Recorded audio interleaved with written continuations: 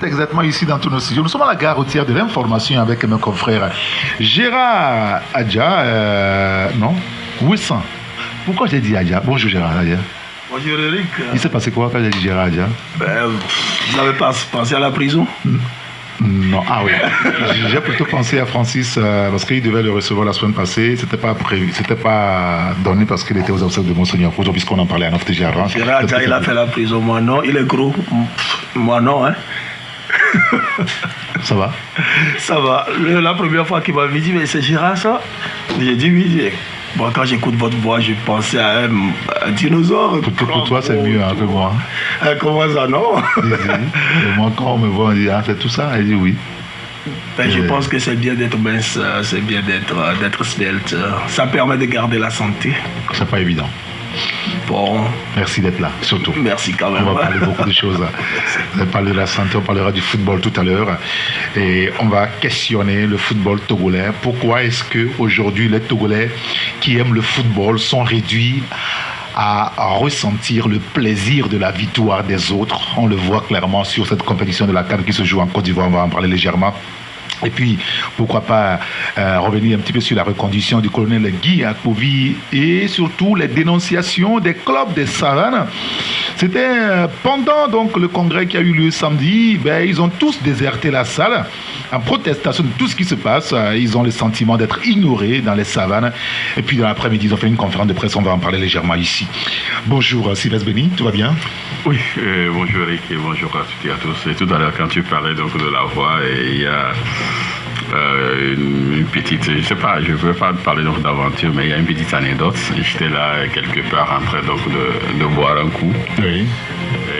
Ça ne manque pas avec les journalistes. J'ai juste appelé donc la serveuse et puis il y a un ami encore habillé qui est aussi donc dans le bar et qui dit c'est toi Sylvestre Béni? Il a dit oui. Il dit c'est toi ça? C'est toi qui diras les gens, mais ouais. Donc ça veut dire que toi tu ne partiras plus d'ici. Bon, c'est juste pour amuser la galerie. Mais mon sang a quand même fait.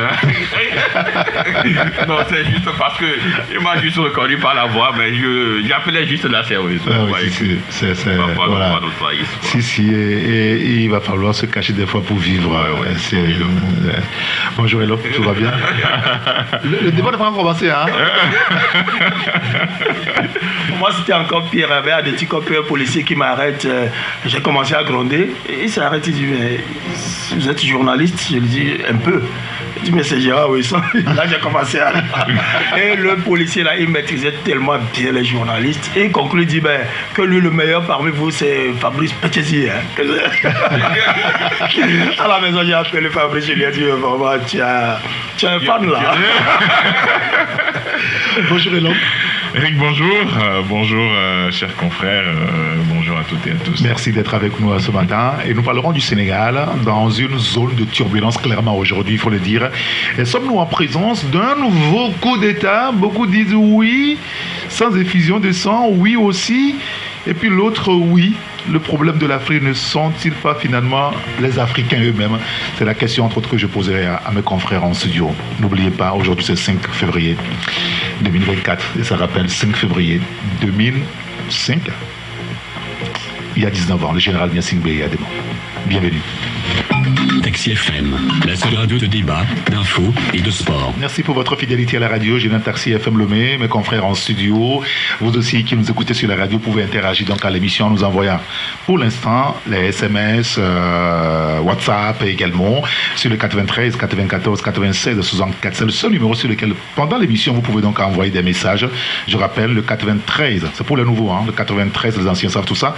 Le 93 94 96 64. Alors lorsqu'il sera 12h20, c'est le direct, ce sera sur le 92 60 81 81. On va commencer par le football.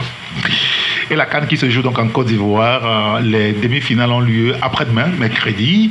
On suivra un certain Nigeria, Afrique du Sud ou encore Côte d'Ivoire, j'allais dire Sénégal. Côte d'Ivoire, le Sénégal, on parlera politique tout à l'heure. Côte d'Ivoire, RDC. Et c'est une belle compétition à laquelle on assiste. Et la question m'a été posée ce matin, c'est pour ça que je suis revenu là-dessus, par un internaute. Pourquoi les Togolais qui aiment tant le football sont réduits aujourd'hui à ressentir le plaisir de la victoire des autres. Est-ce que vous avez une réponse à lui donner, Sylvestre Béni? Oui, parce que la nature... Et il a conclu, je n'ai pas ajouté à ça, ça fait mal. Oui, en réalité, ça fait mal. Mais vous savez, lorsque vous identifiez à certains et que lorsque ceux-là font quand même des exploits, tout naturellement, on doit être heureux. Et donc, la Côte d'Ivoire étant peut-être encore plus proche de nous, il y a certains qui veulent véritablement que cette équipe donc, remporte la victoire et d'autres. Donc, en fait, les Togolais sont partagés lors donc, de cette CAN parce que le Togo n'y est pas plusieurs raisons, peut-être nous allons évoquer. Et puis, bon, une CAN à 2 fois consécutives avec 4 équipes, le Togo n'y est pas. Donc, les gens semblent oublier totalement donc, le pays et prennent plaisir donc, de ce que font les autres. Mais il faut reconnaître également que les Togolais aiment du bon jeu ou sinon du beau jeu. C'est pourquoi à chaque fois qu'une équipe produit quand même du bon jeu, vous verrez que les Togolais sont toujours derrière cette équipe-là. Vous avez vu le Cap Vert est si loin de nous. Mais beaucoup de Togolais veulent véritablement que cette équipe puisse remporter donc, la CAN du fait donc, il y a presque pas de stars, mais ils jouent très bien au ballon et tout. Donc voilà, quoi, à défaut, puisque nous ne sommes pas, donc, pour l'instant, contatons-nous donc de quelques plaisirs des autres. Et puis après, bon, on verra si le Togo sera encore une fois, si c'est possible, qualifié donc pour les CAN, parce que la maison, franchement, ça ne donne aucun odeur de sainteté. Oui, il semble que ça pue à peu près. Et le Mathieu Sogbe, vous pouvez comprendre quand même nos concitoyens qui, à défaut d'avoir donc un chien pour aller à la chasse, se contentent, n'est-ce pas? C'est parce que c'est pas avec un chien, c'est pas trop. Le cabri, c'est à peu près l'image là qu'on peut donner aujourd'hui de la situation. Bon, ça fait mal, hein, ça fait mal de pouvoir regarder la CAN à la télé 3 fois consécutivement. Oui, si. 4 équipes, ça fait mal. Aujourd'hui, les nations ont prouvé à la face du monde qu'il ne faut pas dire qu'il y a telle équipe qui vient de telle destination parce que bon, ils n'ont pas de grands joueurs, donc ils ne peuvent pas aller loin.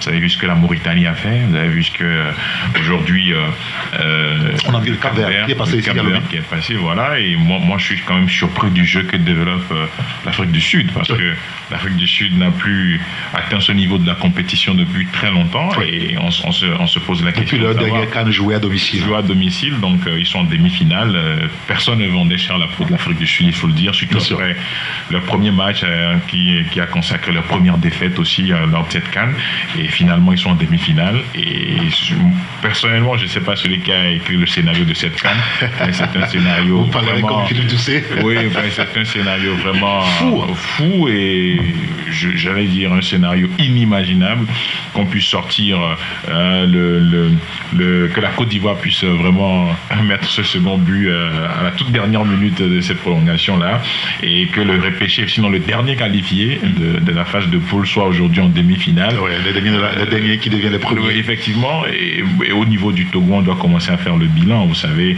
on a connu Claude Leroy, et c'est vrai qu'on n'a pas réussi à reconstruire l'équipe après l'époque Adebayor, Olufania Dekambi, Tchanga Mazama et Sob, et tout le reste. On n'a pas réussi véritablement à avoir une génération de belles joueurs, enfin de beaux joueurs, voilà. Mais quand on regarde les cadets, avec tout ce qu'ils nous avaient fait en 2008, la génération de Papa Oignon, 2007, voilà, des frères Segbefia, et quand on regarde cette belle génération de Kimbibo et tout ça, on se dira que ouais, on a quand même une génération qui arrivait, et qui pouvait quand même, qui pouvait quand même damer le pignon, parce que si on avait quand même réussi à encadrer ces jeunes jusqu'à ce qu'ils deviennent aujourd'hui des seniors, quand on a vu Tony Kroos en Allemagne, Tony Kroos était pratiquement dans la même génération que Kimbibo Alex. On était à Coupe du Monde. On était en Coupe du Monde. Effectivement, donc de 2007 aujourd'hui à 2024, on voit tout ce que Tony Kroos fait en équipe première en Allemagne, avec tout ce qu'il fait au Real Madrid. Donc ça voudra dire que ces jeunes ont besoin d'encadrement, ont besoin d'être véritablement mis dans les mêmes conditions que les seniors, parce qu'aujourd'hui, quand Pape Aounion à l'époque, je ne sais pas si vous vous rappelez de ce défenseur, c'était un très bon défenseur. Oui, bien sûr. Et vous aviez à l'époque, qui avait le gabarit, vous aviez à l'époque de très bons joueurs, mais finalement on ne sait pas ce que tout ce beau monde est devenu. Hein. Il n'y en a même pas un seul. À part les vrais Sebefia, il y a Prince, il y a l'autre, mais c'est pas encore ça. Il y a aussi qui a émergé. À l'époque aussi, voilà. Et après, c'est fini. Et on n'a plus de joueurs du tout. Quand vous prenez l'équipe Fagnon du Togo aujourd'hui, vous avez qui? Vous avez James Dakonam, qui est le capitaine qu'on voit tout le temps en Liga, qui est en train de partir. Oui, voilà, qui est en train de partir. Vous avez qui encore? C'est fini pratiquement. Vous n'avez plus de joueurs. Vous avez un milieu de terrain qui émerge, qui essaie de faire pas mal. Le numéro 17, je voulais dire, je pense c'est Razak, j'oublie son nom. Et vous avez en attaque un Fodo là-bas qui en sélection ne brille pas, parce que je ne sais pas si c'est la malédiction des autres joueurs d'Afrique. Vous avez vu par exemple en Côte d'Ivoire, il y a un joueur qui en club, Mohamed Salah, voilà, qui en club joue bien, mais en sélection transparent, pas totalement ça. Voilà, est totalement transparent. Donc il y a cette malédiction sur nos joueurs africains. Quand ils viennent en sélection, c'est difficile de marquer, mais quand ils sont en club, chaque jour ils doivent marquer. Pas le même contrat. Mais c'est-à-dire qu'aujourd'hui, c'est être courageux pour quand même s'interroger sur quand même les vraies raisons pour lesquelles ça ne marche pas ici et qu'ailleurs on semble se débrouiller. Il y a un confrère qui posait une question, je crois la semaine dernière, des 24 équipes qui sont à la CAN ou qui ont été donc à la CAN. Quelle est celle-là qui a un niveau plus faible que le Togo? C'est quand même audacieux quand même. Gérard. Bon, ça dépend de ce qu'il appelle le Togo. Il n'y a pas. Bon, et l'homme, il a fait un exposé très brillant. Il a cité des... Oh non, c'est vrai, je reconnais.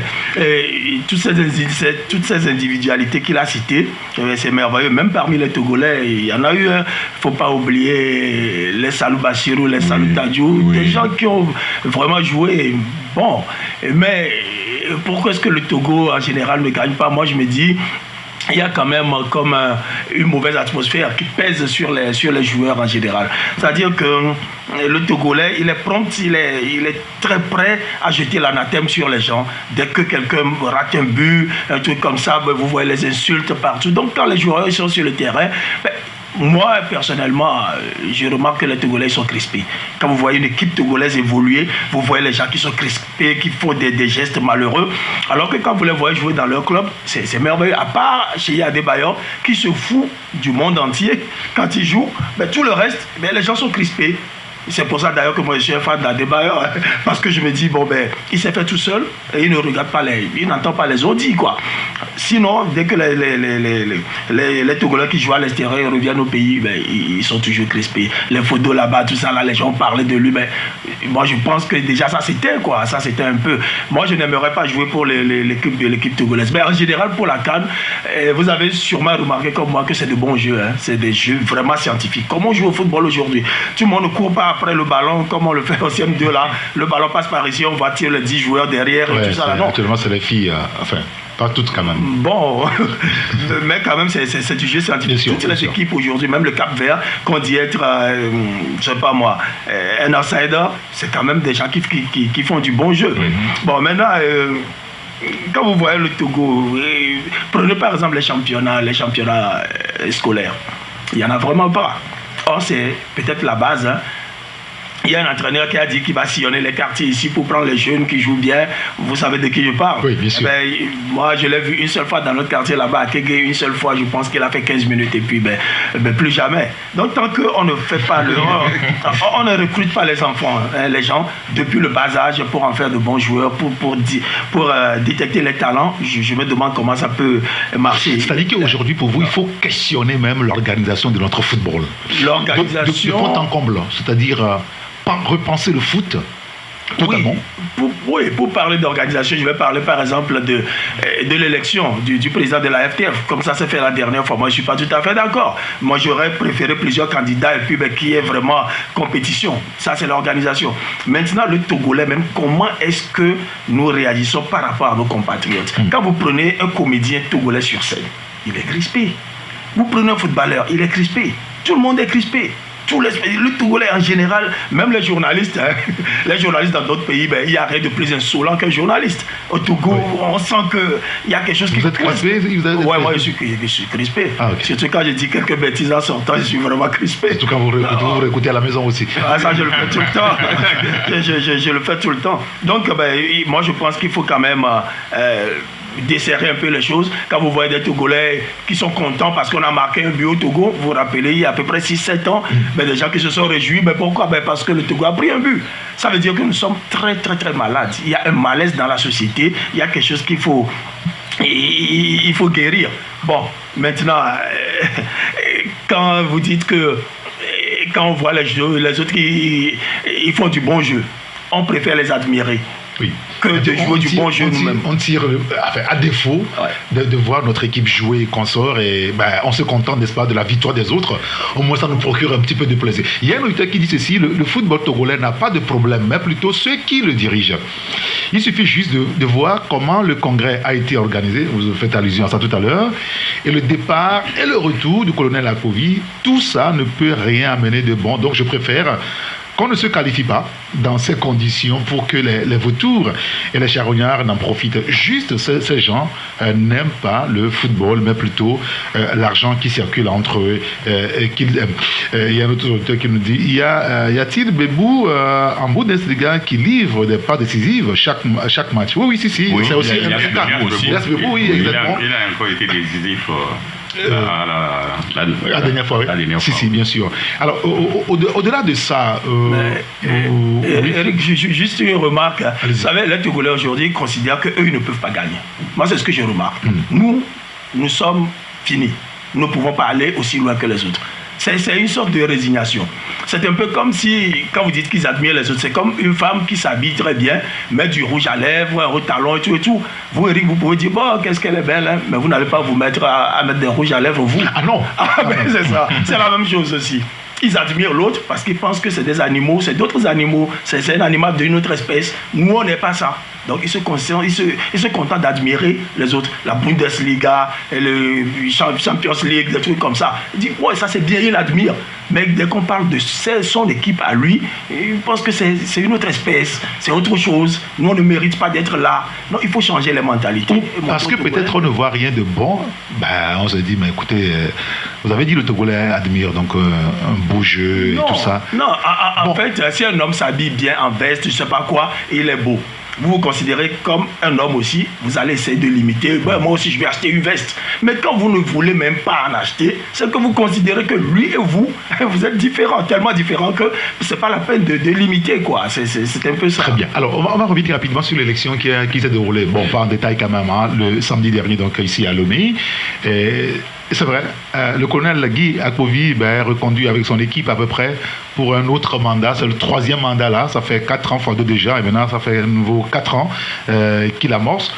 Sauf que cela débute donc dans un autre contexte avec des contestations. On a vu dans la salle de congrès la dernière fois, lorsque tous les clubs de la région des Savanes, y compris la Ligue qui est un démembrement de la fédération, qui se sont retirés en dénonçant certains faits. Et ces messieurs et dames ont d'ailleurs écrit au gouvernement togolais pour faire des dénonciations. Et puisqu'on a vu derrière, dans l'après-midi de samedi, ils ont fait une conférence de presse. Est-ce que c'est symptomatique de ce que nous vivons aujourd'hui dans le foot togolais, Sylvestre Béni? Oui, c'est symptomatique parce que j'étais au congrès le samedi.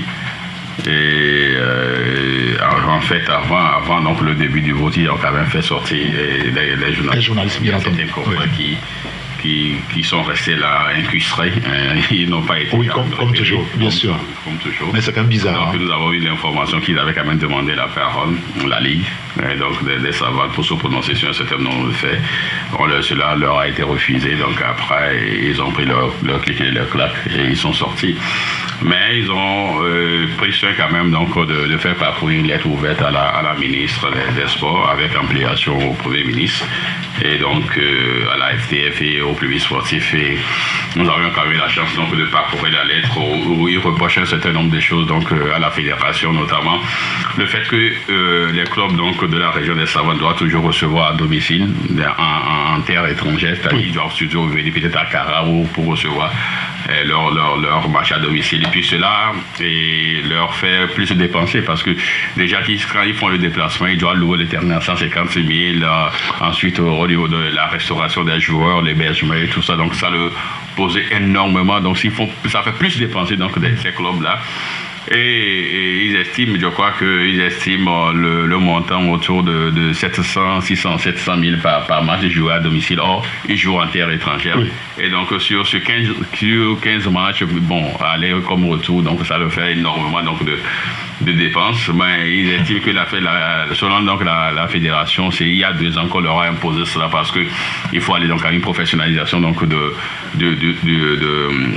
du sport, du football.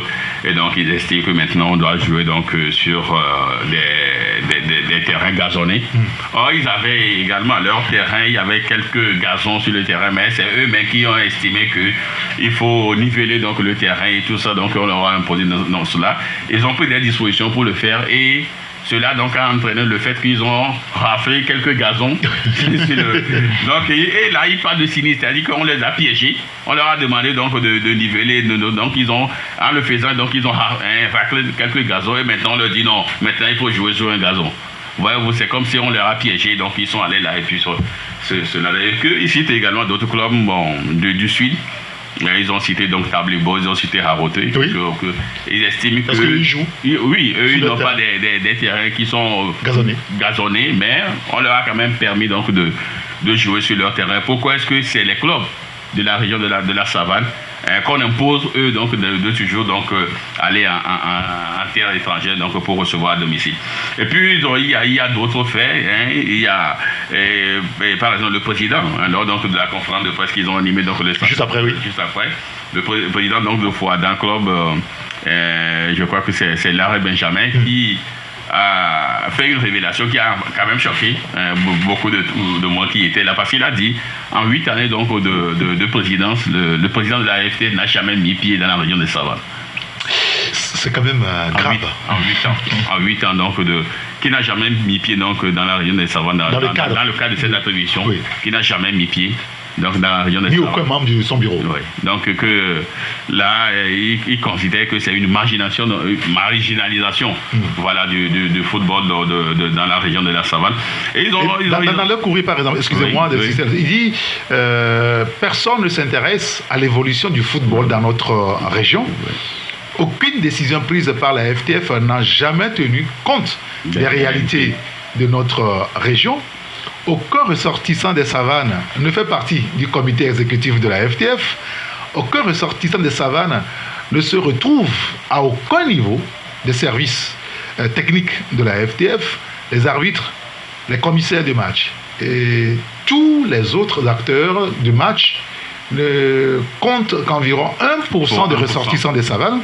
Les championnats D1, D2 s'arrêtent à Kara et le bureau exécutif ne fait aucun effort pour étendre ce championnat à toutes les régions du Togo. Pourtant, ce sont des championnats nationaux. Les clubs des Savanes qui étaient de droit en D3 sont sciemment et négligemment descendus par décision en club de la Ligue par des services techniques de la FTF soutenus par une décision finale du comité exécutif. Et il y a encore d'autres points qu'ils ont révélés. On comprend qu'il y a un malaise quand même dans la région des Savanes. Il y a tellement une frustration. C'est en cela, il parle donc d'une programmation qui ne dit pas son nom, donc de reléguer. Donc toutes les clubs de la région. Donc maintenant ils disent qu'ils sont prêts, ils sont déterminés. Ils sont prêts maintenant, quitte donc à reléguer tous les clubs donc, de la zone en division inférieure. Et là, ils vont se contenter donc, de jouer les interclasses et tout ça, ils seront à l'aise. Ils sont déterminés, si rien n'est fait, ils ont décidé maintenant, pour tous les matchs, ils vont recevoir à domicile. Mais si on estime qu'ils ne peuvent pas jouer sur leur propre installation, là, on peut quand même appliquer toutes les dispositions qui sont prêtes. Ils ne joueront plus le championnat. Oui, qui sont prêts donc, que la Savane ne soit pas donc, dans le football national. Ils préfèrent ça que des injustices. Wow, c'est fort. Voilà, c'est fort. Mais c'est l'expression de malaise qui couvre depuis longtemps alors. Oui, moi je crois que la FTF a péché par rapport justement au point principal du président qui n'a jamais mis pied dans les Savanes pendant 8 ans. Mais curieux, hein. Moi je suis secrétaire général d'une fédération sportive. Oui. Je vous jure que la première activité qu'on a a eu à faire en tant que responsable fédération, c'est de sillonner le territoire national par rapport à un projet de développement de cette discipline sportive. Vous savez, tout le bien que vous puissiez faire à des gens qui vivent à l'intérieur du pays, qui ne disposent pas d'infrastructures sportives aux normes, c'est de pouvoir amener quand même la discipline sportive vers eux, de communier avec eux, de fraterniser avec eux, surtout que nous sommes dans un état d'urgence sécuritaire dans les savanes. L'état d'urgence sécuritaire ne concerne pas une autre partie de la planète, ça concerne quand même la région des savanes qui appartient au Togo. Et donc aujourd'hui, si vous voulez, en 8 ans, sincèrement, moi j'ai jamais su que le président de la FDF ni aucun membre, ni un membre du COMEX n'a jamais mis pied dans les savanes dans le cadre d'un championnat national. Peut-être qu'ils y sont allés dans un autre cadre. Oui, bien sûr, mais pas dans le cadre du football. Dans le cadre du football, non, mais si les ressortissants de la région le relèvent aujourd'hui, ça fait mal. Il faut le dire, ça fait mal. Ils sont aussi togolais comme nous. Et s'ils n'ont pas d'infrastructure sportive dans les normes, c'est pas de leur faute, hein. Non, c'est pas de leur faute. C'est pas de la faute de la FTF aussi. Parce que la FTF n'a pas pour mission de construire des stades. Oui, bien sûr. Vous comprenez? C'est l'État. Ça, c'est l'État. Donc maintenant, si ils n'ont pas des infrastructures sportives aux normes, quand on veut faire un sport, on veut lancer le football professionnel, on va lancer le football professionnel, oui, mais il faut tenir compte des réalités du terrain. C'est que dans la région des Savanes, on n'a pas un seul terrain gazonné. On n'en a pas. Bon, maintenant, on fait quoi? Pendant ce temps, vous autorisez des clubs comme des clubs de Tablibo, je sais pas, les Arabia, SNPT, à jouer sur le terrain sans gazon. Mais au nom de quoi eux ils peuvent jouer sur des terrains non gazonnés et que des gens qui sont dans les savanes ne sont pas autorisés à jouer sur des terrains non gazonnés. Il y a 2 points, 2 mesures. Bon, maintenant, vous leur demandez d'aller jouer sur un terrain neutre et ils doivent payer 150 000 francs. Oui, pour location pour la location. Oui, juste pour la location du stade. Et les recettes, pour que les gens viennent suivre le match, ça ne suit pas derrière. Oui, vous savez, même... Parce que le prix d'entrée est 300 francs. Effectivement. Il faut calculer pour avoir le nombre de personnes pour pouvoir rentabiliser d'abord. Vous savez, en football, par exemple, quand vous êtes dans la capitale et que vous avez un match à plus de 600 km à l'intérieur du pays, vous êtes frustré, vous êtes crispé. Ça se passe partout, hein. Bien sûr. Quand les grandes nations veulent jouer les éliminatoires de Coupe d'Afrique, quand vous allez, par exemple, en Côte d'Ivoire, on ne vous met pas lors d'un match décisif à Abidjan, on vous amène à Korogo ou à Boaké. Comme ça, vous circulez pendant 800 km, vous êtes cassé. Et vous descendez le lendemain, vous jouez. Tout ça, ça déstabilise. Il faut que vous soyez fort psychologiquement. Et donc, les Lions de Tône, le Fouadon, par exemple, qui a matché lui, et qui a un club comme Étoile Filante ou bien, je ne sais pas, Agaza FC de Lomé, qui doit faire 640 km pour aller à Dapan, mais déjà, vous êtes sur place, on vous bat psychologiquement d'abord, avant que le match ne commence.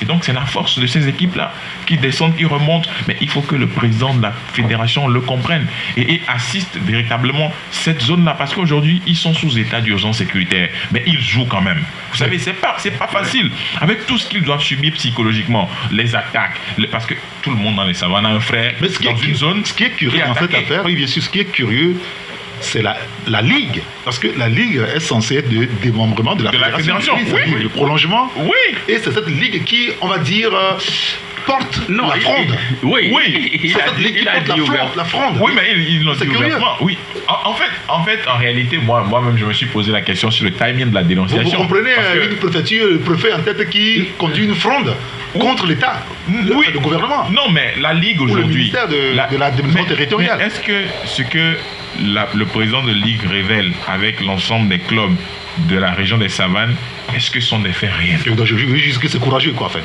Oui, c'est courageux, oui, on est tous d'accord. Mais est-ce que ce sont des faits réels? Oui. Mais si on les prend point par point, est-ce que le président peut nous dire s'il a une fois mis pied dans les Savanes dans le cadre d'une compétition de football? Si oui, qu'on nous montre les photos. Surtout que les matchs même ne se jouent plus dans la région. Dans la région. C'est dans la région de Dakar. Voilà.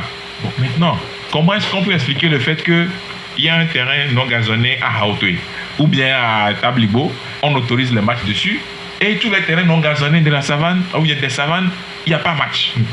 Ça aussi, c'est un fait. Il faut qu'on nous donne des explications aujourd'hui. Bon, maintenant, une zone aujourd'hui qui est dans un état d'urgence sécuritaire, la région des Savanes. Mais on veut quand même faire du football professionnel. Mais la moindre des choses, c'est que la FTF puisse davantage mettre l'accent sur cette zone-là. S'il y a des programmes intéressants qui viennent à la FTF, on doit prioriser cette zone-là. Parce qu'il y a des gens qui sont en difficulté.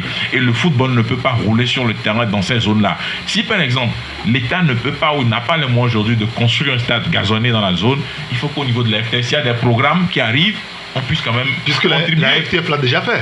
Oui, effectivement. Akara et Atapamé. Effectivement. Donc, la FTF a mis ce gazon synthétique. Il faut peut-être faire un gazon synthétique dans les régions des Savanes. Mais au moins qu'on ait au moins un stade. Oui. Bon, maintenant, tous ces présidents de clubs aussi qui sont dans la région des Savanes, il faut le dire, ils font quand même beaucoup de sacrifices. Il y a beaucoup de présidents qui ont démissionné, vous savez, avec Fouadan Dapaon. Oui, bien sûr. C'est beaucoup d'argent, en fait. Oui, parce que c'est loin.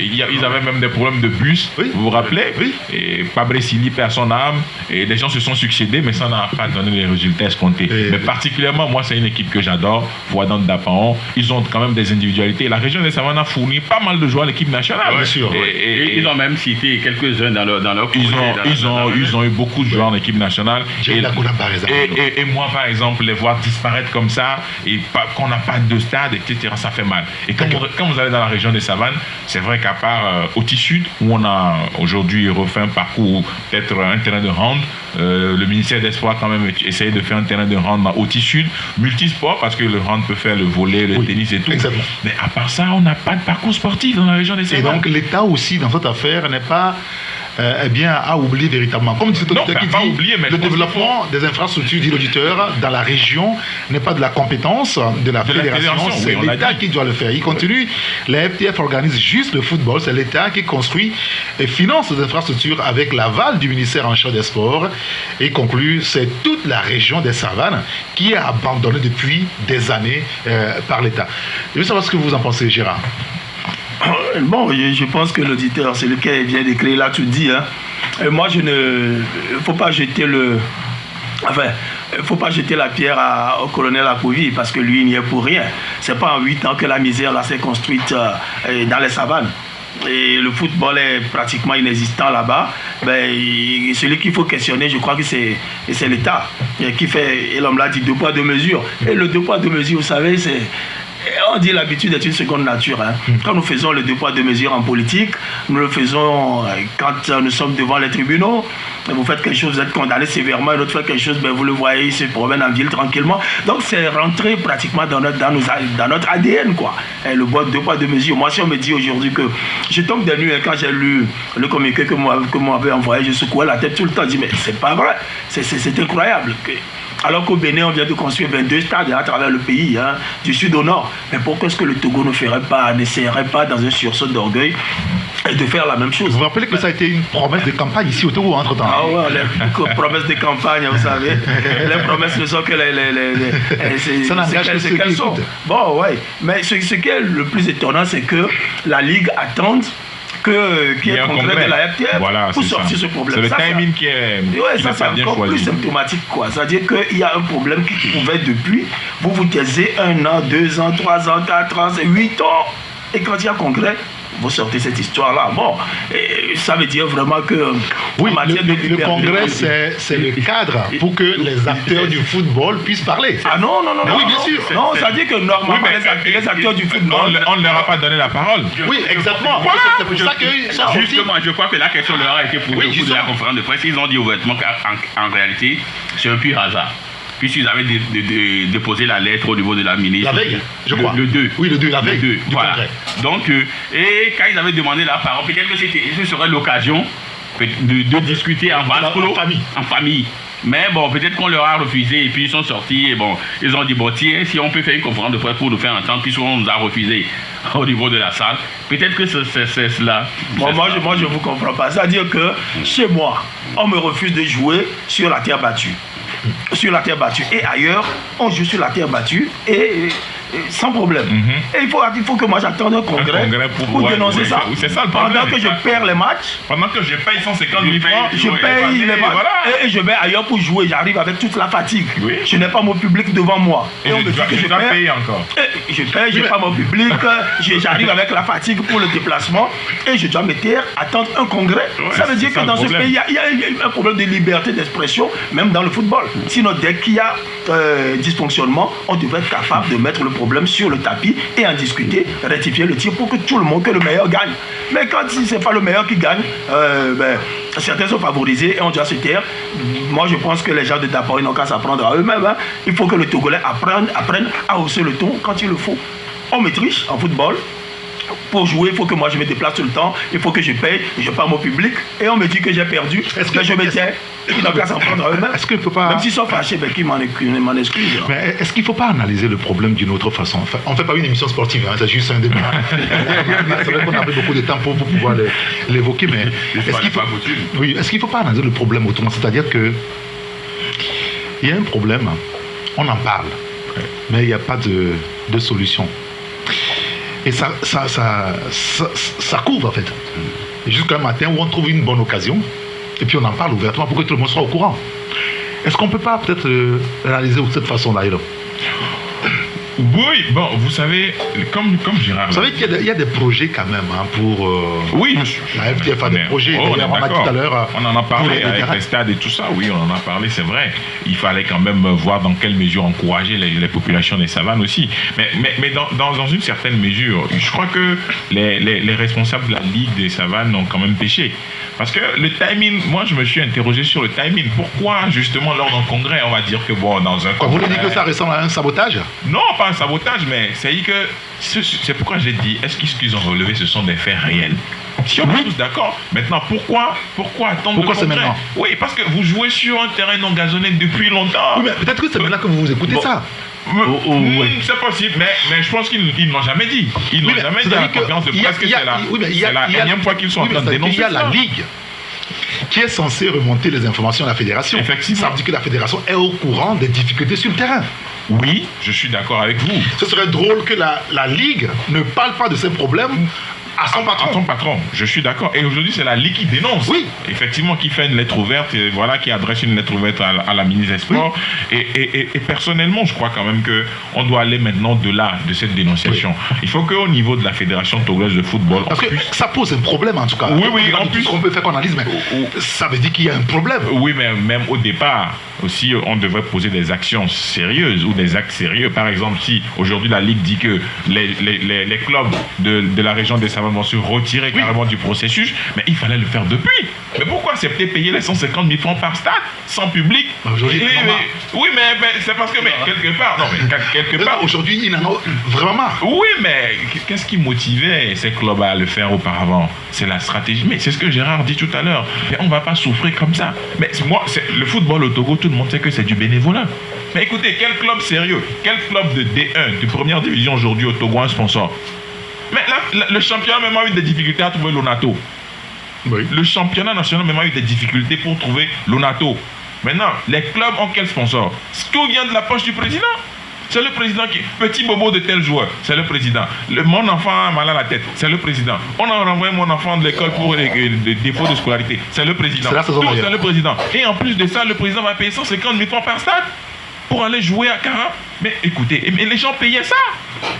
Mais c'est le timing. Oui. Aujourd'hui, il y a un problème. Aujourd'hui, ils en ont marre. Oui, mais est-ce qu'il ne faut pas en tenir compte? Oui, on en tient compte. J'ai dit tout à l'heure que les faits sont réels, de toutes les façons. Si la FTF a un autre avis sur le sujet, c'est à la FTF aujourd'hui de venir dire que oui, voilà, ceci, ce n'est pas correct. Ici, ce n'est pas correct. Exact. On a fait ceci, on a posé tel acte. Ils ont envoyé un courrier, on a fait ceci, jusqu'à preuve du contraire. Et à l'heure où nous parlons, la FTF n'a pas encore réagi officiellement pour qu'on sache exactement ce qui s'est passé pour qu'en 8 ans, le COMEX n'a jamais mis pied ou n'ait jamais mis pied à Dapao. Et là-dessus, justement, nous attendons la Fédération de football pour comprendre encore un peu plus ce sujet. Mais puisque pendant que eux organisaient leur conférence de presse, la Ligue et tous les clubs de Savane, il y a aussi la Fédération de Bureau qui venait d'être élue, qui a aussi organisé une conférence. Oui, troisième mandat. Enfin, troisième mandat là.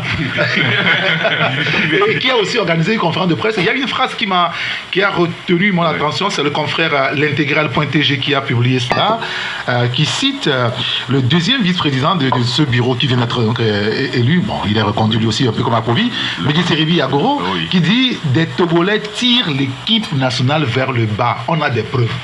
Attendez, là, non, c'est pour la question. Est-ce qu'il ne faut pas aller juste au but que de chercher la petite bête, à peu près? Oui, finalement, je crois que... D'ailleurs, il répondait donc à l'une de mes questions.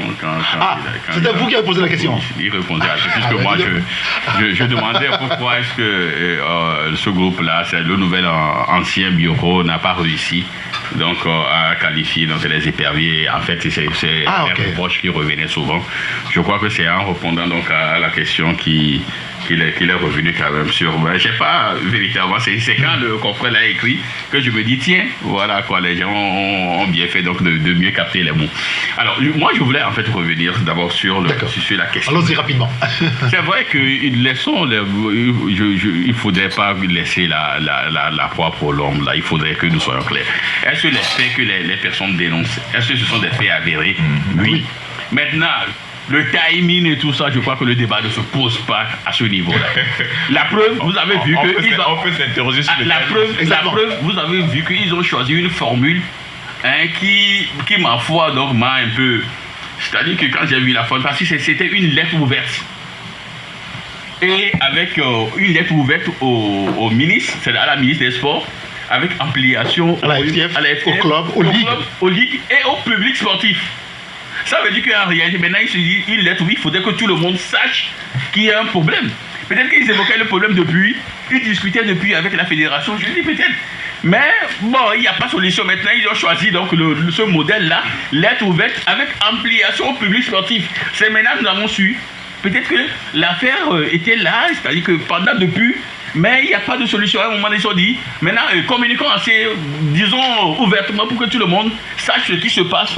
C'est pourquoi nous disons que pour moi, je dis le timing, peut-être que c'est nous venons donc d'apprendre la nouvelle, peut-être que ça existait avant. Mais puisque ce n'était pas rendu public, le public sportif ne savait pas qu'il y avait ce problème-là. Ils ont choisi une formule de lettre ouverte pour que tout le monde soit informé. Maintenant, bon, le timing et tout ça, moi, ce qui m'importe, est-ce que ce qu'ils dénoncent, est-ce que c'est avéré? Si oui, il faudrait que la fédération vienne nous dire oui, donc oui, on a échangé, oui, nous avons, oui, mais bon, à un moment donné. Et puis le président de la Ligue dont vous parlez, je crois que le monsieur Amadou Nouroudi, il a dit ouvertement que oui, c'est vrai qu'il n'a rien contre le président de la fédération, c'est vrai, il s'est changé tout ça, mais il a été élu et tout ça, et donc quand des clubs portent donc une revendication, et si c'est avéré, c'est normal qu'ils soient donc derrière eux.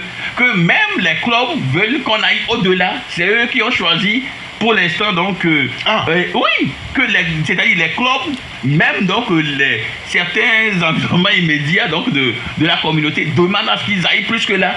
Mais c'est eux qui temporisent pour l'instant même les ardeurs donc de ceux de Savane.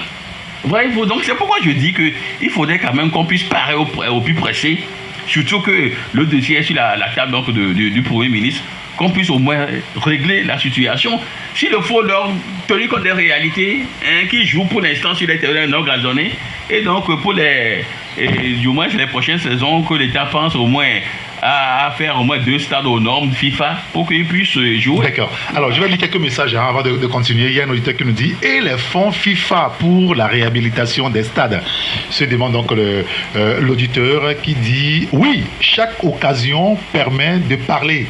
La FTF doit subventionner les terrains pour les clubs. » Je pense qu'il n'a pas totalement tort. Un autre auditeur, enfin, je n'ai pas fait de commentaire sur ce que dit donc l'auditeur, un autre qui nous dit « C'est terrible pour le football togolais. Le gouvernement togolais ne fait pas assez pour le développement du football. Nos terrains de football sont des plus piteux de la sous-région et c'est les mêmes dirigeants contre vents et marées. Tout est à refaire. » Ça démontre la dose de degré d'étouffement des Togolais, dit l'auditeur. Il y a un autre qui nous dit « Je connais très bien ce problème. La Ligue a beaucoup fait des démarches à l'endroit de la fédération, mais elle n'a jamais été entendue. Ce congrès était l'occasion pour se faire entendre, dit donc cet auditeur-là. Il y a un autre qui nous dit toutes les ligues du football du Togo ont des problèmes. C'est parce que eux, ceux du Nord, en ont marre. Ah oui, hein? Un autre auditeur qui nous dit ceci: comment peut-on dédouaner la FTF que ce n'est pas son rôle de construire des terrains dans les savanes et c'est à l'État de le faire. C'est à la FTF de faire le diagnostic, prioriser les besoins et le soumettre au gouvernement. C'est la moindre des choses. Un président qui, en 8 ans, n'a jamais mis pied dans les savanes, c'est un crime, dit l'auditeur, oui, un crime carrément, qui continue. Dans les années 90, Fouadan a fait la fierté de ce pays. Et au XXIe siècle, rien n'est fait pour améliorer les conditions de développement et de promouvoir le football. C'est se moquer de nos frères de savane. Pourquoi critiquer le moment choisi pour dénoncer? Vous parlez comme si vous ne connaissez pas ceux qui dirigent ce pays. C'est parce que c'est sorti lors de l'élection que vous parlez du problème aujourd'hui. Arrêtez de jouer aux hypocrites pour comprendre, pour s'en prendre donc aux frères des savanes, dit donc cet auditeur. Il y a un dernier message à faire, il y en a beaucoup. Hein. Bon, ça c'est pas bon pour lire à l'antenne. On fait comme ça. Un autre qui me dit: je regrette de parler ainsi. Les ministres et les directeurs de société ne peuvent s'unir pour avoir un bon terrain. Un autre auditeur qui nous dit, attendez, je choisis le bon morceau. Il dit, voilà, le pouvoir en place promet chaque 5 ans un terrain dans chaque région. Nous en sommes où après près de 19 ans de pouvoir? Moi, j'ai conclu que la situation du terrorisme qui sévit actuellement dans cette région est liée à l'abandon par ce système. La preuve, pendant longtemps, on traitait cette région d'arrière-pays. L'arrière-pays est aujourd'hui le terreau fertile des terroristes. C'est triste. Et pourtant, il y a plusieurs cadres qui vivent dans cette région. Ici, on parle de terrain. Allez voir les routes et les infrastructures dans cette région. Il y a beaucoup de messages quand même, hein, de cet Akabila. Voilà. Monsieur, on va passer à autre chose ou Gérard veut placer un mot? Non, juste un mot. Moi, je voudrais dire quand même aux Togolais d'apprendre à être franc et ouvert. C'est-à-dire, le problème dans ce pays, c'est que nous sommes rancunier. Le Togolais n'a qu'à s'en prendre à lui-même. Si le colonel Apovi n'a pas mis les pieds dans les savanes pendant 8 ans, il a fait 1 an sans mettre les pieds, 2 ans, 3 ans, 4 ans, 5 ans, 8 ans. Vous encaissez ça. Et un jour, en plein congrès, vous lui jetez ça à la figure. Donc vous aurez souhaité qu'on se taise à jamais. Non, qu'on ne se taise pas à jamais. Tout au contraire. Comme ce prêtre qui célèbre le mariage, qui dit: est-ce que quelqu'un a quelque chose contre ce mariage? Vous le dites maintenant ou vous taisez à jamais? Ça, c'est non, pas du tout. Moi, je préfère plutôt qu'on parle au jour le jour. C'est-à-dire, une ligue est aussi là pour demander, pour dénoncer, pour critiquer ce qui ne va pas. Mais non, c'était pendant des années, après 8 ans, dit: vous n'avez jamais mis pied dans les savanes. C'est comme une femme qui un jour se lève et dit: mon mari ne m'a jamais dit que je suis jolie. Pendant 5 ans, tu n'as pas dit ça, aujourd'hui je le quitte. Mais dis-tu-lui que, mais chérie, tu ne me dis jamais que je suis jolie. Non, peut-être qu'il y a une occasion. Mais aujourd'hui je te trouve très jolie. Oui, mais pendant 5 ans, on ne vous a pas dit ça. Mais Sylvestre, est-ce que vous allez accuser votre femme qu'elle ne vous a jamais préparé votre cravate pendant 5 ans? Alors que vous ne lui avez jamais fait la remarque. Faites-lui la remarque, mais Afi, Adjo, pourquoi tu ne me prépares jamais? On vient de l'apprendre, Gérard. Oui, mais après, la Ligue a souvent échangé avec la FTF. C'est pour ça que nous parlons de pas la lettre ouverte que toi et moi, on apprend l'information. Oui, mais c'est ça qu'on appelle faire du crash, c'est-à-dire que tu fais du bruit, ça. Alors que le problème peut être résolu tranquillement. Il pouvait en parler à la presse. Il pouvait en parler tout le temps. Il y avait plusieurs occasions. Ils ont parlé à la presse. Oui, mais pourquoi attendez, c'est le timing qui n'est pas bon. Oui, pourquoi attendre? Pourquoi attendre l'explosion? Au départ même de l'affaire, moi, je partage le même avis que Gérard de ce thème, parce que on peut faire l'analyse sur le contenu de la dénonciation de courrier, mais on doit faire l'analyse aussi sur l'esprit, parce qu'il y a la loi et l'esprit de la loi. On ne peut pas dissocier la loi de l'esprit de la loi. Il y a le courrier et il y a l'esprit du courrier. Vous comprenez? On ne peut pas, c'est-à-dire, c'est tout un ensemble. Mais vous aviez accepté de payer 150 000 francs pour aller disputer vos matchs sur un terrain neutre. Pourquoi? Oui, parce que vous avez les moyens. Mais en même temps, vous savez qu'il arrive de supporter certaines choses et à un moment donné, on craque. respectives, vous supportez jusqu'à un moment donné. Mais attendez, il faut que ça s'arrête là. Ça arrive. C'est ça. Est-ce qu'on n'est pas dans le même contexte? C'est pas bien. Exactement. Ce n'est pas bien. Exactement dans le Non, même Eric, contexte. non, Ce n'est pas bien. Les gars, on a le bol. Il ne peut plus encaisser. Monsieur, moi, j'ai posé juste une question. oui, bien sûr. Les gens avaient le moyen de payer 150 000 francs au départ de l'exécution de cette décision. Si oui, ils ont payé pendant combien d'années? Moi, je ne sais pas, 3 ans, 4 ans. Non, ils disent que ça fait 2 ans qu'ils sont. oui, c'est c'est oui, c'est ce qu'ils ont dit. Oui, voilà. Ça fait quoi? Ça fait une saison, ça fait combien de matchs à l'extérieur? Ça fait, disons... oui, c'est 15 matchs. 15 matchs. Oui, à l'extérieur. 15 matchs fois 2 saisons, ça fait 30 fois 150 000. Oui, mais vous faites le calcul. Non, ça c'est juste. Non, c'est 15 matchs, puisqu'il doit recevoir, je crois, 15 matchs à domicile. Oui, fois 2. Et fait 15 sorties. Oui, c'est-à-dire 15 matchs à domicile pour 2 saisons. Ça fait 30 fois 150 000. Oui, ça veut dire que vous avez cette carrière quelque part. Sinon, moi, en tant que président de club, je ne peux pas valider ça. Franchement, je ne peux pas valider. Je ne peux pas valider ça. Merci. Je suis désolé. C'est le sport. On passe à un autre sujet. C'est pas le sport, c'est le Togolais. Il attend un jour, et puis vous faites très mal. Il encaisse et puis on vient de parler du sport, on va parler de Les gens ont entendu à 80. Messieurs, ça chauffe à Dakar, on va en parler dans quelques minutes et rapidement, mais puisque entre le sport et la culture, il me semble qu'il n'y a pas un grand pas du tout à faire. C'est un peu comme celui-là qui... Oui, c'est comme celui-là qui vit donc à la frontière à Togo-Ghana.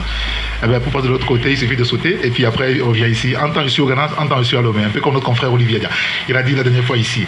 Et je vais parler là de la culture. Et l'auditeur qui me lance donc la pierre, à peu près, on va rebondir là-dessus pour le lui lancer. Il dit depuis bientôt 60 ans, les arts, la culture et le sport sont le dernier des soucis du gouvernement togolais. Et ça nous amène à parler à peu près de la promotion culturelle au Togo, avec en toile de fond, vous allez remarquer le difficile accompagnement des projets culturels au Togo. Le cas qui intéresse le Togo depuis quelques jours, c'est le cas de la web-série Aoué. D'ailleurs, la productrice a été reçue la semaine dernière par le chef du gouvernement. À quoi servent finalement les fonds d'aide à la culture au Togo? On peut se demander à Elon. Bon, c'est vrai qu'on n'a pas aujourd'hui une cagnotte assez conséquente pour promouvoir la culture togolaise, il faut le dire. Le fonds d'aide à la culture... Mais le peu qu'on a là... Je crois que c'est 300 millions, non? C'est ça? Oui, ben aujourd'hui... Non, un peu plus que ça, je crois. Un peu plus que ça. C'est les journalistes qui ont 300 millions. Vous savez aujourd'hui, il faut quand même se féliciter. Les journalistes ont 150 millions. Ah, okay. Il faut se féliciter. C'est vous les patrons nationaux. Il faut se féliciter du fait qu'aujourd'hui, la culture togolaise, en tout cas sur le plan du cinéma, commençait quand même à sortir la tête de l'eau. Moi, je suis quand même fier de voir ces réalisations cinématographiques un peu plus. Quand je prends... C'est des gens qui se débrouillent par eux-mêmes. Oui, c'est vrai qu'aujourd'hui, l'État ne met pas beaucoup de moyens sur la table, parce que pour produire un film ou bien une série, c'est pas des cacahuètes, hein, c'est beaucoup de sous. Et aujourd'hui, quand même, on peut être fier d'avoir des réalisations de Togolais qui sont vraiment exceptionnelles, qui sont ouf. En même temps, je ne me coupe pas, mais comment peut-on être compétitif si on se contente de quelques réalisations qui sont belles, alors que dans la sous-région, on connaît les Ivoiriens, les Nigériens, les Burkinabés, les Camerounais. Oui. Comment c'est possible? Oui, c'est ça aussi le débat. Il faut qu'au niveau du gouvernement, on puisse faire un peu plus d'efforts. Vous savez, la question de la culture togolaise est transversale. Vous regardez par exemple, je vais donner un exemple. Allez-y. Regardez, quand on organise des sommets internationaux, ici chez nous, quand on finit les sommets, les gens plient bagages et partent. Et on réorganise la 2e ou 3e édition, les gens viennent, et à la fin, ils plient bagages, ils partent. Parce que quoi? Parce qu'à la fin, ils n'ont pas d'offre touristique, ils n'ont pas d'offre culturelle.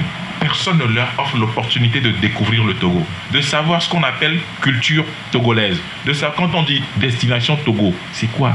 Ça donne quoi? Mais ici, quand on dit le Togo, on sait qu'il y a Koumé, c'est dans la culture, d'accord? Un peu comme quand on va au Sénégal, on dit c'est Tchep, vous comprenez? Mais au-delà de il n'y a pas que l'art culinaire dans la culture. Il y aura... Au-delà de l'art culinaire, il y a quand même la richesse culturelle du Sénégal. Quand vous allez au Sénégal aujourd'hui, mais vous avez d'abord la langue même, le patois, le Wolof même, c'est déjà une richesse culturelle pour le Sénégal. À part ça, vous avez l'île de Gorée, et les gens visitent. Il y a Sali. Et à la fin, il y a quand même une offre touristique et culturelle, où il y a des danses folkloriques, les gens découvrent. Mais ici, on n'en a pas. Mais quand les gens viennent, ils se plaignent Non, tout le temps. il y en a, mais on ne fait plus la promotion. Vous vous rappelez la télévision togolaise quand on était encore très très jeune là, et les dimanches, après-midi, je ne sais pas si ça se passe encore, à la télévision, il y a quand même des communautés qui se défilent, qui dansent, Oui, voilà. Danse traditionnelle. Oui, mais aujourd'hui, dans nos communes, avant, dans les quartiers, vous voyez les femmes qui se les castagnettes et tout ça, oui, mais qui jouent. Aujourd'hui, c'est compliqué. Et donc, au niveau du fonds et de la culture, il faut que l'État fasse un peu plus d'efforts. Quand on parle d'identité togolaise, moi je l'ai toujours dit, quand on parle d'identité togolaise aujourd'hui, on peut se référer à quoi? Parce que quand vous parlez de l'État aujourd'hui, nous, on est à notre ligne de mire, le ministre. Oui, Pierre Lamandokou, c'est lui le patron. Oui, mais en réalité... Oui, mais enfin, c'est le gouvernement, mais c'est lui qu'on voit, c'est le ministre. Oui, mais attendez. C'est lui qui gère ce portefeuille. C'est un ensemble, vous comprenez. Quand vous avez... Ça fait longtemps qu'on parle des industries culturelles et créatives. Oui. Des pays comme la Côte d'Ivoire, le Bénin l'ont compris. Mais ils mettent suffisamment d'argent dans la promotion des industries culturelles. La Côte d'Ivoire, aujourd'hui, vous ne pouvez pas dire... Mais quand on dit Côte d'Ivoire culture, mais pourquoi on organise la CAN dans Côte d'Ivoire? Mais au-delà de la CAN, vous regardez l'ambiance. Et puis tout le monde est satisfait. Hein. Oui, mais c'est l'ambiance. Les Maghrébins qui se plaignent tout le temps, mais c'est eux qui font la promotion de la Côte d'Ivoire aujourd'hui. Mais c'est-à-dire qu'aujourd'hui, quand on parle de culture ivoirienne, elle est présente. Quand on va au Bénin aujourd'hui, on parle de culture béninoise, elle est présente. Quand on va au Burkina, malgré tout ce que vous savez... Ça marche. Oui, mais le cinéma, chaque année, il y a les talents d'or qu'on doit quand même décerner. Mais quand on vient au Togo, il faut qu'on s'identifie à quelque chose sur le plan culturel. Mais aujourd'hui, chez nous, c'est vrai qu'il y a un programme de réhabilitation des sites touristiques, hein, il faut le dire, avec tout ce qu'on fait au niveau des hôtels déjà, parce qu'on a des hôtels qui sont quand même, il faut le dire, qui sont down, qu'on ne peut même pas classer. Et ça aussi, ça fait partie de l'offre culturelle. Quand vous voyagez, vous allez à l'intérieur du pays, il n'y a plus d'hôtels de l'État qui doivent véritablement être au standing international. Et donc tout ça, ça fait partie de l'offre culturelle. Mais le ministre a beau avoir la volonté. Mais il n'a pas le moyen. Mais c'est-à-dire que c'est un ensemble. Il faut impulser la dynamique. Il faut quand même réussir. Cette année au budget de l'État 2024, la culture n'est pas dans les 10 plus gros budgets de l'État, ni le sport. Mais aujourd'hui, on ne parle plus. Pourquoi aujourd'hui, telle anomalie? Aujourd'hui, Puisque c'est une anomalie, non? Oui, mais parce que quand on regarde dans la sous-région, on voit qu'il y a des pays qui ont compris que la culture et le sport font développer l'économie. Parce qu'on ne doit pas forcément rester dans les affaires, les opportunités d'investissement. Mais aujourd'hui, le sport, c'est une industrie. C'est toute une économie. La Côte d'Ivoire fait évoluer son portefeuille des sports. Ce n'est plus le ministère des Sports. Non. C'est le ministère de l'économie sportive. Mais ça veut tout dire. Mais on n'a pas besoin. Je crois que c'est le nouveau Premier ministre qui a gardé le portefeuille. Oui, c'est lui qui gère. Oui, c'est lui qui gère. Et il faut qu'on C'est une volonté politique. Qu'on puisse véritablement regarder ce que nos voisins font. Vous comprenez? Quand on dit économie sportive, vous n'allez pas vous asseoir et puis... Mais l'AFD aujourd'hui met au moins 30% dans le sport, dans l'industrie sportive, que ce soit en Afrique comme dans le monde. Mais l'AFD met beaucoup d'argent dans le sport, vous ne pouvez pas imaginer. Mais aujourd'hui, tous les fonds captés par les IDE et tout ça, il y a beaucoup de fonds qui vont vers le sport. Regardez la boxe avec Ngannou, la dernière fois. Regardez tout ce qu'il y a eu comme les paris qu'il y a eu d'abord. Ensuite, tout ce qu'il y a eu comme sponsor autour de ce gars-là de boxe et tout ce qu'il y a eu, l'émulation et tout. Mais le Cameroun, dans une certaine mesure, a gagné en notoriété via le boxeur Ngannou. Oui. Vous regardez le Rwanda. Quand vous regardez sur le t-shirt, le maillot du PSG, on met Visite Rwanda. Oui. Mais c'est-à-dire, ça promeut la destination Kigali. Oui, Arsenal aussi. Oui, Arsenal aussi. Mais ici, chez nous, on n'est pas encore arrivé à ce niveau, mais il faudrait qu'on puisse renforcer les deux ministères, la culture et le sport, pour qu'on en fasse véritablement une vraie industrie. Oui, une industrie. Oui, parce que c'est des industries. Mais ici, on n'a pas encore inscrit ces portefeuilles dans le domaine des industries. On est encore à l'étape de... Parce que, regardez, on a juste 5 régions, 6, Grand Lomé et puis jusqu'à la région des Savanes. On n'a pas un stade, par exemple, dans la région des Savanes aux normes, on n'a pas un seul stade. Mais regardez encore, on est encore à ce niveau-là. Donc ceux qui nous parlent d'économie sportive, nous on est encore bien loin parce que franchement, merci beaucoup. Oui, Sylvestre, qu'est-ce que vous en pensez? Vous en parlez ensuite à Gérard. Tout ce qu'il a dit là, donc on le résume sur le vocal de volonté politique, quoi. s'il y a une volonté politique, tout ce qui vient donc d'énumérer, je crois qu'on le ferait. Le ministre de la Culture, à quel budget? Vous prenez donc au niveau du gouvernement, le gros budget aujourd'hui, je crois que c'est le ministère des enseignements secondaires. Après, bon, vous avez donc la défense. Ensuite, vous voyez, donc là, quand on voit même du côté de la défense, on voit en réalité donc cette volonté. Oui, il faut tout faire donc pour souffrir de cela, pour garder donc le fauteuil. Il faut tout faire donc pour assurer donc la sécurité de tous. Mais après le reste, on s'en fout. En réalité, c'est le message qui est envoyé. Le reste, on s'en fout. Donc si vous êtes fâché, alors sautez-vous et calez en l'air. Bon, non, oui, vous allez en souffrir, mais vous ne pouvez rien faire. En réalité, c'est cela parce que vous prenez même le sport. Le sport, le budget, c'est quoi? Le budget donc du ministère des Sports, c'est quoi? Donc ça veut dire que la Côte d'Ivoire veut organiser une CAN, ils ont mis les moyens. Et c'est le Premier ministre, je viens de le dire, qui a gagné donc le portefeuille donc, du ministère des Sports parce qu'ils veulent faire quelque chose qui puisse impacter aujourd'hui. La Côte d'Ivoire, aujourd'hui, sur toutes les tablettes, c'est la Côte d'Ivoire. Voyez-vous, si on le veut ici, si on veut, on peut. Voilà, c'est pour voir. Si on le veut, on peut. C'est parce que nous ne voulons pas, on classe donc le sport derrière donc tous les projets qu'on puisse imaginer. Comment expliquez-vous le fait qu'on a pris un entraîneur qui pendant des années ne fait pas de résultats? Si bien que les Togolais étaient même obligés encore de faire une marche pour demander à ce que l'entraîneur puisse partir en les gaz. Je vais parler de Claude Leroy. Bien sûr, on a compris.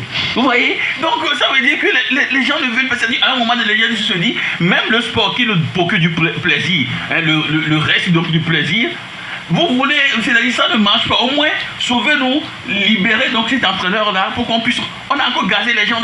Ça veut dire quoi? Ça veut dire en réalité que les gens ne sont pas dans cette logique-là. C'est-à-dire que entre le peuple et le gouvernement, c'est la rupture. C'est une cassure totale. Il n'y a pas. C'est-à-dire que les aspirations. C'est pourquoi je disais même la dernière fois, on parlait au Conseil des ministres, hein, pendant que le peuple crie, hein, qu'on a faim, on vote une loi sur le nucléaire. C'est-à-dire que nous sommes diamétralement opposés. C'est-à-dire entre le peuple et le pouvoir, c'est le jour et la nuit. C'est-à-dire ce que veulent les Togolais, c'est pas ce que le gouvernement fait. Le nucléaire. Le nucléaire, voilà. C'est-à-dire que les Togolais ont faim. Oui, les Togolais disent qu'ils ont faim. Et après, on fait un projet de loi sur le nucléaire. En quoi est-ce que cela peut impacter tout de suite l'énergie, c'est vraiment important. Quelle énergie? Quand on parle du nucléaire aujourd'hui, c'est l'énergie. Mais l'énergie, c'est la société qui nous fait la misère tout le temps. Ce week-end, ça a été terrible quand même. Il faut véritablement que le gouvernement soit à l'écoute du peuple. Lorsque on se dit qu'on veut aider un pays à sortir de l'ornière, il faut écouter ce que dit le peuple. Aujourd'hui, le Togolais aime le football, et ça on le sait. Même il y a encore une partie de la région, c'est-à-dire la région centrale, après Dieu, c'est le football. Donc, au moins donner quand même ce plaisir-là. Je conclue par là. Vous avez vu ce que nous avons enduré en 2005. Et c'est la qualification des éperviers au mondial de 2006 qui a pu calmer les ardeurs et qui a ressuscité ne serait-ce que quelques traces de joie au niveau des Togolais. Donc vous savez ce que veut le peuple, ce que aime le peuple. Mais il faut leur offrir cela. Très bien. Alors, il y a quelques messages, je vais lire, je donne la parole ensuite à Mr. Gérard. Il y a un auditeur qui nous dit la culture et le tourisme n'existent pas dans l'agenda du régime. Je suis expert en gestion de l'environnement urbain. Début 2000, j'ai rencontré le directeur du village artisanal et j'ai été épaté par le grand travail fait par ce monsieur avec un inventaire des sites touristiques à réhabiliter, mais rien. Le comble, le premier cinéma, le Togo, a été rasé. Le Wolf allemand, à côté de Palm Beach, est abandonné, gîte des drogués, et bientôt il va disparaître. Et je m'arrête là. C'est dommage que les gens citent tout le temps la réhabilitation des hôtels. La seule chose qu'on nous faisait voir pendant des semaines comme culture, qu'on a détruit en une semaine avec le nouveau régime. Vous pouvez imaginer ce qu'il a écrit? Et voilà. Gérard, vous avez la parole sur la culture. Alors ce monsieur-là, tu dis, bon, regardez aussi, moi je citerai aussi Aného. Regardez Aného avec les... Non, pas ça, mais les bâtiments coloniaux là. Oui, si. Moi je pense que c'est une richesse inouïe. C'est des trucs qu'il faut réhabiliter et qui peut faire venir beaucoup de touristes. Mais pourtant on ne comprend pas ça. Quand vous analysez, vous vous dites, mais au fond, comment les gens réfléchissent, quoi. Juste que peut-être qu'on n'a pas compris que la culture peut amener de l'argent. Mais quand vous voyez les acteurs culturels en général, ils se plaignent tous du sponsoring qui manque. Et ça, c'est une réalité. En Côte d'Ivoire, lors d'un événement, quelqu'un qui se lève... Je ne vous arrête pas, mais c'est le cas, par exemple, de la web-série Arouela, qu'on suit depuis un temps, où les promoteurs nous ont dit que pour tourner les 8 épisodes, ou les 10 épisodes, là, ils avaient besoin en réalité de 150 millions de francs CFA. Et là, les acteurs, tous les machinistes, tout le monde a consenti l'effort de ne rien prendre, donc c'était tourné à 0 francs, et que pour la suite, n'est-ce pas, de cette série, la seconde saison, ils ont besoin de 200 millions. Et là, aujourd'hui, ils n'ont pas l'argent. On fait comment? Ouais, c'est de ça que je parle. Exactement. Le manque de sponsoring. Exact. Et puis le sens de la culture, ce n'est pas de faire la culture le ventre vide. C'est pas ça le sens de la culture. Quelqu'un qui doit avoir de l'inventivité doit quand même avoir quelque chose dans le ventre. Et donc le sponsoring, ça manque. Quand vous avez un dossier, et pour un événement culturel, vous avez beau vous promener, mais vous ne trouvez rien, quoi. Ça veut dire que si quelqu'un vous dit, je vous donne des gadgets, soyez déjà content. Moi, je ne parle même pas de 150 millions. Il n'y a rien. Et quand vous allez remarquer que tout... là, c'est rien. Hein. C'est juste un exemple. Moi, je pense que les gens ont fait beaucoup plus que ça. Quand vous prenez, par exemple, le groupe Badagog, là, c'était pas du tout de la blague, hein, tout ce qu'ils ont fait comme production. C'était pas de la blague. C'était lourd aussi. Oui. C'était pas seulement lourd. De Togo Télécom. Ce n'était pas seulement sur Internet. Hein. C'est rentré dans nos cultures, Badagog. Quand vous prenez même le concept party, ce que les gens faisaient, les Agbamékanou, les Azekoko Vivina, tout ça. Mais le peuple en jouissait. Mais regardez comment les gens ont fini. Vous vous rappelez des théâtres de mercredi soir à la télévision togolaise? Les Atina, Nomiti, Gaglo, Mouvi le Costaud. Mais tous ces gens-là, comment ils ont fini? Vous les voyez dans la plus grande misère. J'en connais un aujourd'hui, il est féticheur. Il est charlatan, il est féticheur. Bon, c'est pas il se plaît pas. Il se plaît pas. Donc les exemples sont légion. Il se plaît pas. Moi, avant la mort de Palogo, j'étais allé le voir, mais il était dans l'eau. Son ring même était dans l'eau. Il a fait un petit ring là. Oui, là. Il a fait un petit ring dans la maison. C'était à moitié dans l'eau. Il était tout à fait tout maigre. Et Bossou, il était un poids moyen aussi. Il a fini, on appelle ça voganaise, vulcanisateur. Voilà, il réparait les pneus de vélo. Donc il y a tout un problème qui se pose. Pourquoi est-ce qu'on ne garantit pas une retraite pour les stars? La caisse de retraite. Dans certains pays, ça se fait. Dès que vous avez atteint un certain stade, l'État vous garantit certaines retraites. Mais pourquoi est-ce qu'au Togo, ça ne se fait jamais? Donc moi, je crois que le problème... c'est un choix politique. Hein. Finalement, c'est un choix politique et les gens ne le font pas parce qu'ils ne veulent pas le faire. Et voilà. Or, le tourisme et la culture, c'est de l'argent. La seule chose, comme l'a dit l'intervenant là, et voilà, c'était... Moi, je pense que c'est un très bon sport, hein, c'est du bon spectacle. Seulement, ça a été politisé à outrance. On a dénaturé cet événement-là parce qu'on a à peu près la même chose au Sénégal. Et quand vous voyez la lutte sénégalaise et la lutte togolaise, c'est pas juste que nous, au Togo, on ne se donne pas des coups de poing. Ils se donnent des coups de poing. Mais regardez un peu ces stars-là. C'est des gens, en quittant, vous les voyez dans de grosses cylindriques climatisées. C'est des riches. Alors que nous, les gars, ils quittent Vala après. C'est un rite. Mais on peut en faire un business. Il y a une fédération au Togo qui porte ça, la fédération de lutte. Oui, alors, juste codifié. Voilà, on peut en faire un business. C'est-à-dire que le rite peut devenir aussi du business, quoi. Comme les Sénégalais l'ont fait. Les Sénégalais, c'était des rites aussi. Et pourtant, voilà, pourquoi on ne fait pas la même chose? Très bien. Alors, le judo, tout ça là, c'était des rites. Hein, et pourtant, on en a fait des sports, on a fait des spectacles. La boxe. Est-ce que, vous voyez, à la fin d'un match de boxe, c'est des millions qui tombent. Voilà, pourquoi on ne le fait pas? Alors, monsieur, il y a un temps qui nous dit la priorité du Togo, c'est la sécurité du pays. Le reste, sport, culture, marché, route, on s'en fout. Même si les citoyens ont faim, on ne regarde pas. Le budget du Togo, c'est payer les militaires, les ministres, les députés, le reste, ouf. Bon, c'est un auditeur qui dit ça. Un autre qui nous dit ceci, par rapport à la culture, tout comme les autres domaines d'ailleurs, c'est que ce pays est géré d'une manière provisoire, un état provisoire. Bien avant le Nigeria, les mercredis, nuit à la DBT, il y avait les télé-théâtres que les Nigériens appellent aujourd'hui téléfilms, avec les Hatina, on vient d'en parler, Novici Ngaglo, Mbossi, ajouter donc le fou, Ousmane, le fusil, voilà, la nostalgie aujourd'hui, quoi. Vous comprenez. Les gardes carrés jaunes. Oui, bien sûr, eux aussi. Oui. Ah oui. Regarde comment ils ont eu le combi. Oui, si. Ils ont tous fini comme ça, dans la misère. Vous avez eu la géniale idée aussi de créer une radio. Oui, RCJ. RCJ. Bon, heureusement que... Bon, on a maintenant RCJ pour Vestige. Le bonjour au directeur, s'il nous écoute. Oui, Eugène Bamazi. Bon, d'accord, il y a un auditeur qui nous remercie sincèrement. Ça n'arrive pas tout le temps quand même. Hein. Il dit que vous abattez un travail, pas possible. Tôt ou tard, ça va payer. Nous, on veut ça tout. Très bien. Alors, un autre message,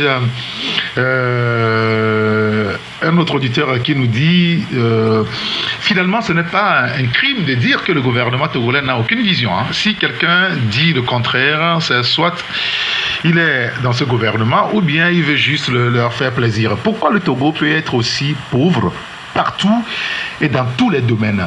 J'étais à une soirée dans une maison d'un ami samedi. J'ai vu Agoti. Vraiment, il reste toujours un monument.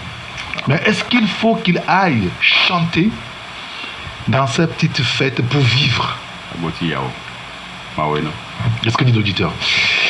Ça, c'est très relatif. Hein. Moi, j'ai rencontré le monsieur lors des 50 ans de Bella Bello il y a à peu près un mois. Et j'ai même pris 2 photos avec lui. J'ai dit, mais est-ce que je peux avoir une photo? Il dit, non, vous pouvez en avoir 2. Là, ce qu'il dit est important. Vers la fin, il dit, est-ce qu'il est obligé d'aller chanter dans les petites fêtes dans la maison pour se nourrir? En tout cas... Bon, est-ce qu'il vit de ça? Voilà, je ne sais pas si le gars vit ici misérablement. Oui, non, physiquement, il tient. Il a fait danser toute la salle. Et moi, j'ai vu la première ministre même danser, vraiment comme une folle le jour-là. Et quand il a mis... C'était tellement beau, toute la salle a dansé. Les Horacio Fritas, là, tout le monde s'est levé pour danser. Ouais. Donc, moi, je crois quand même que c'est un monsieur qui ne se plaint pas trop. D'accord. Bon. Messieurs, je voulais comprendre les auditeurs maintenant pour le direct, mais on va encore prendre 3 minutes de leur temps. Et je vais vous interroger sur le cas du Sénégal. C'est vrai que c'est un sujet d'actualité. C'était ça le premier sujet en réalité aujourd'hui, mais j'ai dû balancer sur le football pour avoir un peu de temps pour parler de cette situation qui nous concerne beaucoup plus que le Sénégal, qui nous concerne aussi, mais bon, voilà, c'est l'Afrique. Est-ce que clairement aujourd'hui, on ne va pas prendre beaucoup de temps, nous sommes dans un contexte de coup d'État de l'homme au Sénégal, avec ce que le président sénégalais, Macky Sall, à qui le Sénégal a tout donné, il a pris tout ce qui est poste à prendre dans le pays et qui aujourd'hui, pour certains Sénégalais, qui annule l'élection présidentielle qui doit se tenir dans 3 semaines environ. Bon, moi je suis vraiment déçu de ce que Macky est en train de faire parce que ça nous rappelle l'époque Abdoulaye Wade. Oui. Quand Macky devrait prendre le pouvoir à l'époque, en 2012, on se rappelle aujourd'hui tout ce qui s'est passé. Et on a exhumé aujourd'hui cette déclaration. Hein. Ouais. Oui, effectivement. Parce qu'à l'époque aussi, il avait dit qu'il n'est pas question de proroger le mandat présidentiel. Il faut réclamer les élections tout de suite et maintenant. Mais c'est la même chose qu'il doit faire aujourd'hui. Vous savez, quand on est un homme d'État aussi, il faut... Parce que ce qui se passe au niveau du Sénégal, c'est que le président veut choisir son successeur. C'est tout le débat. C'est-à-dire, si le jeu était transparent et que tout le monde voulait... Parce que ce qui se passe est en interne à Macky Sall. Voilà, Macky Sall qui choisit son Premier ministre pour être son dauphin. Et il se rend compte qu'il y a des fronts à l'intérieur et que s'il va aux élections avec Amadouba, ça va être compliqué. Ça va être compliqué. C'est pourquoi je dis c'est le fait que le président sortant je vois Gérard sourire son successeur. Comme pour dire, c'est ça l'Afrique. C'est terrible. Ouais, c'est terrible. Malheureusement, c'est terrible. Je crois que l'écrivain Robert Doucet, pas le ministre, a dépeint la situation quand il dit l'Afrique est malade de ses autres politiques. En réalité, c'est ça. La question, c'est est-ce que Macky fait un coup d'État constitutionnel? Oui.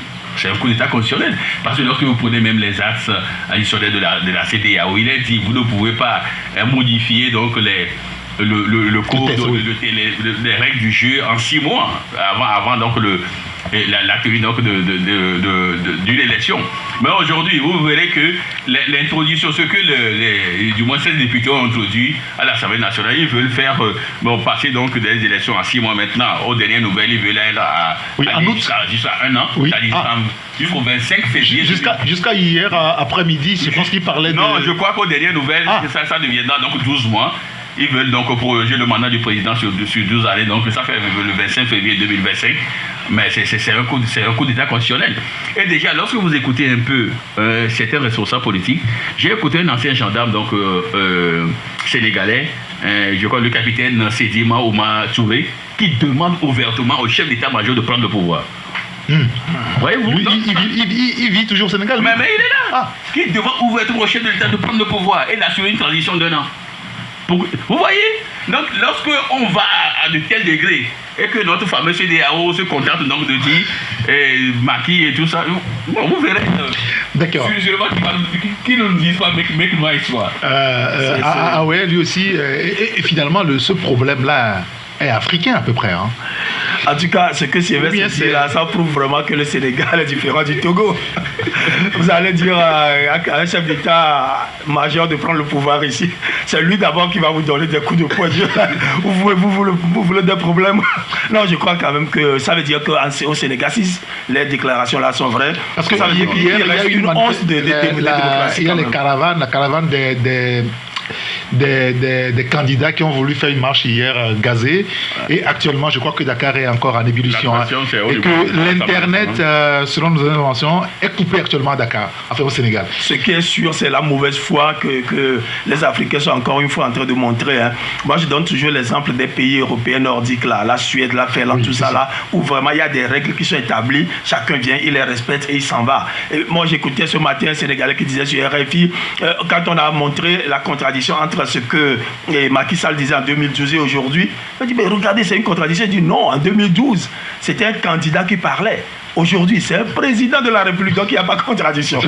Vous semez tellement d'embrouille dans l'esprit des peuples que les gens ne se retrouvent même pas. On a la tête en bas, les pieds en l'air et tout ça là. Et on ne peut pas faire plus de mal à un peuple que ça. C'est-à-dire que quand vous dirigez un peuple, vous avez la chance que Dieu vous donne les rênes d'un peuple à diriger. Mais le plus bon cadeau que vous pouvez leur faire, le plus bon cadeau que vous pouvez faire à la jeunesse, c'est de leur montrer, de servir de repère pour que les gens évoluent. Mais là, on change le sens de direction des flèches, quoi. C'est-à-dire qu'on montre là-bas vers le nord, il tourne la flèche pour que les gens se perdent et aillent vers l'ouest et tout ça là.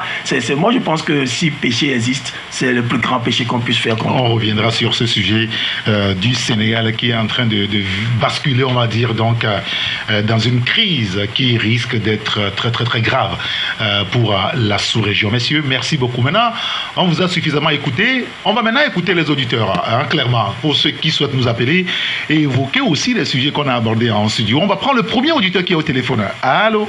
Mettez vos casques, s'il vous plaît. Allô? Allô, bonjour. Oui, bonjour. Gérard Sélassie, nous vous écoutons. Oui, je voudrais parler du sport. Allez-y. Les Togolais, nous aimons bien le sport, mais pour le moment, le sport n'est pas une priorité. Donc, on serait là à poser les mêmes questions et on aura les mêmes réponses. Si ce n'est quelques victoires au football, quelques victoires sporadiques, et on s'en contente. Oui. Pour le reste, le développement, il faut retourner à la terre, l'agriculture. D'accord. Très bien. Merci beaucoup Gérard Sélassie. Merci de nous avoir appelé. Passez une excellente journée. 92 60 81 81, c'est le seul numéro sur lequel vous pouvez nous appeler maintenant pour vos réactions. Allô? Oui. Allô? Bonjour. Bonjour, oui, c'est Pelé. Monsieur Pelé, nous vous écoutons. Ok, bon, c'est concernant le football. D'accord. Je pense qu'on vient de reconduire le président de la fédération. Exact. Football. Exact. C'est ça, mais ça c'est parfait. C'est-à-dire, ça fait déjà 3 fois que le Togo a raté la CAN de 24 équipes. Quand la CAN était à 8-16, on y était. Mais aujourd'hui, le président de la fédération, qui a fait échouer le football, on a décidé de faire candidat à sa propre situation. Ça veut dire qu'au Togo, il n'y a personne. c'est-à-dire, on ne fait que faire la promotion de la médiocrité et toujours. Bon, à ce qui concerne Macky Sall, avec son coup d'État, je pense que la CEDEAO sera consciente maintenant que les Ibrahim Traoré et la coup d'État ont raison de quitter la CEDEAO. Oui, c'est-à-dire tout ce qui disent que à coup d'État, tout ça, là, ils sont en train de faire de la comédie. Voilà des preuves partables que c'est-à-dire les gens de la CEDEAO même applaudissent même aujourd'hui Macky Sall. D'accord. C'est-à-dire, ils sont contents que oui, il faut le faire parce que c'est le coup d'État et que c'est un technocrate qui a fait le coup d'État et non militaire. D'accord. Merci beaucoup, M. Pelé. Merci de nous avoir appelé. 92 60 81 81, ou vous pouvez envoyer des messages par SMS sur le 93 94 96 64. Un auteur qui nous dit 2 points sur la situation du Sénégal. Il sait que son successeur ne va pas gagner les élections. 2e point, il sait que si l'opposition gagne l'élection, lui aussi peut subir ce qu'il a fait donc subir aux autres. Voilà. C'est ce que dit donc cet auditeur-là. Allô? 92 64 60 81 81. Un autre auditeur qui nous dit ceci. Moi, je pense que c'est le moment opportun pour la Ligue Savane de parler publiquement, peu importe le moment. Moi, je dis non à la sécurité je le dis. Moi, je dis non pas à la sécurité du pays, mais à la sécurité du chef de l'État avec son gouvernement. Allô? Oui, bonjour. Bonjour. C'est combien? Monsieur Komi, nous vous écoutons. Moi, j'aimerais savoir comment se fait-il que le congrès de la FPF s'est fait à l'hôtel de février? C'est ce que je n'ai pas compris de... Bon, c'était prévu à Tapamé, et je crois à quelques jours donc, de la tenue du congrès, la fédération a communiqué que pour des raisons logistiques, le congrès aura lieu donc le 2 février.